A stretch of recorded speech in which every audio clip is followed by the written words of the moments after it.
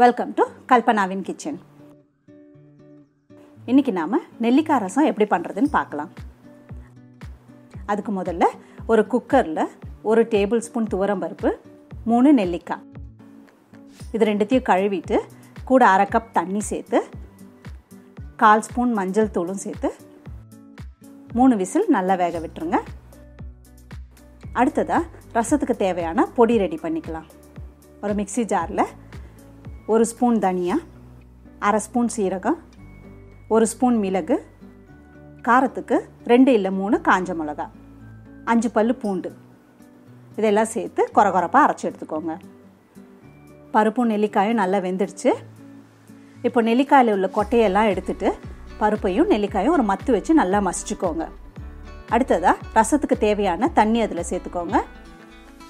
கூடவே தேவையான அளவு உப்பு, அப்புறம் நம்ம அரைச்சி வச்சுருக்க இந்த ரசப்பொடி எல்லாத்தையும் ஒன்றா சேர்த்து சூடு பண்ணிக்கலாம். இப்போ இன்னொரு பர்னரில் ரசத்துக்கு தாளிச்சிக்கலாம். அதுக்கு ஒரு பேன் வச்சுக்கோங்க. பேன் சூடானதும் 1 ஸ்பூன் எண்ணெய் சேர்த்துக்கோங்க.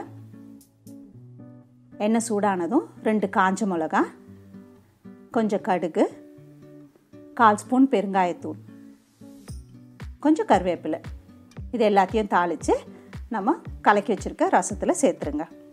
ரசம் நல்லா கொதிக்கக்கூடாது. இந்த மாதிரி நுரைச்சி வரும்போதே ஸ்டவ் ஆஃப் பண்ணிவிடுங்க. கொஞ்சம் கொத்தமல்லி சேர்த்துக்கோங்க. அவ்வளோதான்.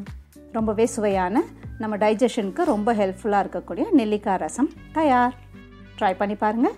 இந்த வீடியோ பிடிச்சிருந்தா லைக் பண்ணுங்கள், ஷேர் பண்ணுங்கள். நம்ம சேனலை இது வரைக்கும் சப்ஸ்கிரைப் பண்ணாதவங்க சப்ஸ்கிரைப் பண்ணி கூடவே பெல் ஐக்கானையும் கிளிக் பண்ணிவிடுங்க. சிம்பிளாக சமைங்க, சுவையாக சாப்பிடுங்க.